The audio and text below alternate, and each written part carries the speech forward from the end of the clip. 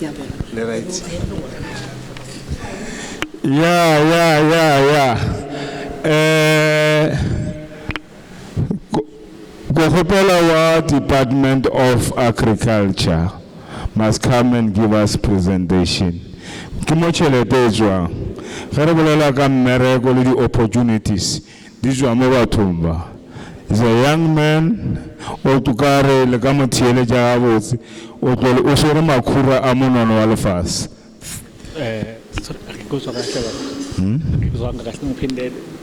Uzwago Department of Agriculture. Yeah, so it's you. Yes. Can you present? Okay.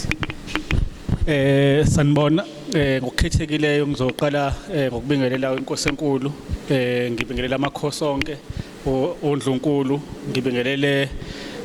ama members eCouncil niyangizwa manje okay ngibingelele ama members eCouncil ngibingelele nomphakathi okhona mina ngize ngimenywe uPastor Phiri through iministry yakhe ngokusebenzisana namakhosi akhona la ngaphansi komzilikazi kaMashobane engize ngako nje ngizoba mfishane ngeke ngize ngibe mude kakhulu ngizothi nje uthi ngoba u5 minutes isikhathi engisiphiwe esihamba ngako noma engifike ngako ukukhuluma ngama opportunities akhona kwezolimo agriculture basically for farming and crop production and animal production am opportunities akhona kade siwabukela noma Mphiri ukuthi how can we develop indawo zangapha ukuthi nazo zikwazi ukuthi zisebenzise umhlaba okhona ngoba umhlaba ngithe noma ngifika ngubona umhlaba ukhona unothile umhlaba wakhona ngapha umhlaba ongasebenzeka ukwazi ukuthi ugenerate imali kodwa ke mina engizokubeka nje nginganayo njengoba ngithi ngeke nginabe kakhulu ukuthi kulama opportunities engiwabonayo ngibona ama opportunities for youth kakhulu and especially for nabantu besifazane ngoba yibona abajwayele ukuthi basishiyeke ezintweni eziningi zentuthuko esikhathini sesikhona njengamanje ama opportunities ke akhona ngizocela ukuthi amakhosi kube iwona azothatha ilead ekutheni si-engage kanjani nomphakathi ezintweni ezikhona nabantu abafisa ukuzenza kweagriculture ngoba ngiyacabanga ukuthi after usuku namhlanje sisazoke sihlele usuku la ngizokwazi ukuvakashela khona amakhosi ngokuhlukana kwawo lawo interested ukuthi sibe neprogram ezoba khona yeagriculture esoyirana khona ngoba sobe sesifika ke sesibuka ukuthi yiziphi izinto ezikhona ezama opportunity for umphakathi for youth ezokwazi ukuthi ba generate income ngoba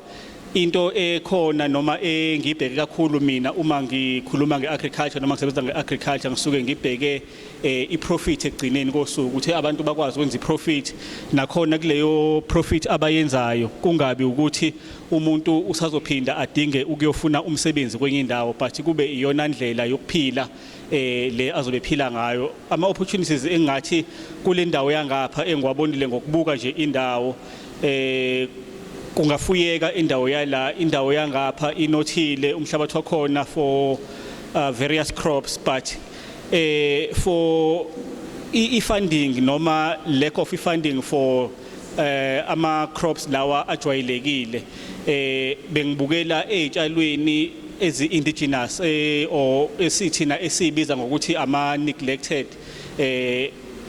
indigenous crops ekade engasasebenzi like indlubu obhambara groundnuts omadumbe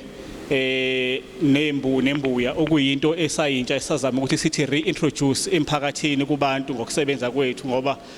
mina owami umsebenzi ngisebenza ngokudevelopa abantu through research nokusebenza ukuthi sibe nama projects esiwenzayo nabantu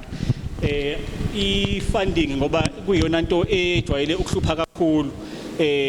but into engeke ngiyibone noma ngeke ngisho uma nginabantu ukuthi it's not ukuthi funding ayikho into eyenza ukuthi kube ngathi funding ayikho it's lack of information ukuthi idlulele kubantu emphakathini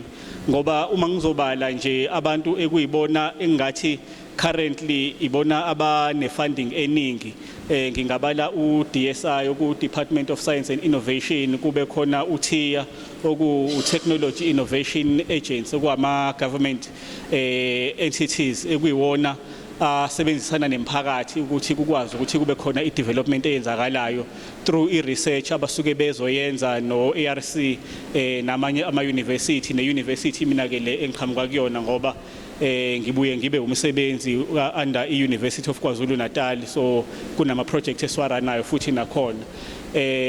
so through information le ekhona ngizothi mesibuya sikwazi ukuhlala phansi and then we map out ukuthi for indawo mhlambe kaNkosenkulu iziphi ama opportunities akhona, looking at ama economic parts akhona khona ukuthi ama customers adingani, iziphi izinto esingakwazi ukuzenza and nakhona sibukele nezinto i-market like i-export market, not only ukuthi sifocus kwi-market yakhona la local South Africa, but also we need to tap into international market because kunezinto which we can produce like South Africa which is needed kwezinye indawo outside of South Africa, but because asinayo information yokuthi lento singayiproduce kanjani, we end up not producing lezo zinto lezo. And also looking at izinto ezinjengama grains, la sibuka khona ummbila which is maize, sibuka your different types of ama beans, sugar beans, soya beans and so forth. Kukhona inhlangano noma i-organization, ngizothi organization because u-AFGRI usually into abadila ngayo, they deal with ukudayisa, they are a retail entity which sells agricultural inputs,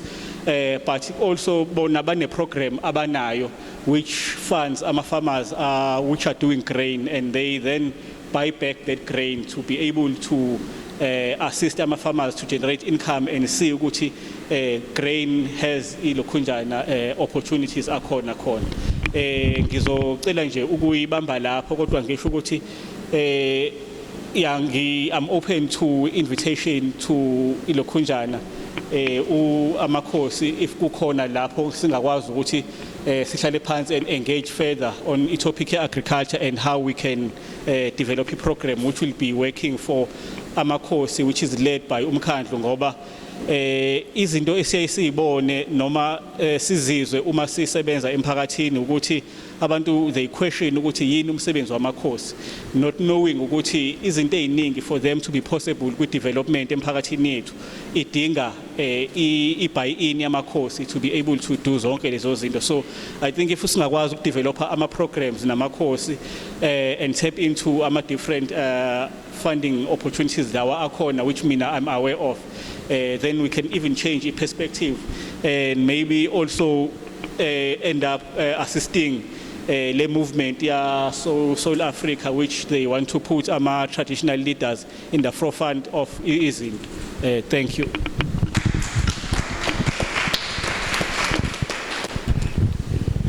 Thank you so much. Thank you so much, Mr. Speaker from Agriculture. Siyabonga. Biano Ketlowicha, Speaker number 6, by the name of Karkon.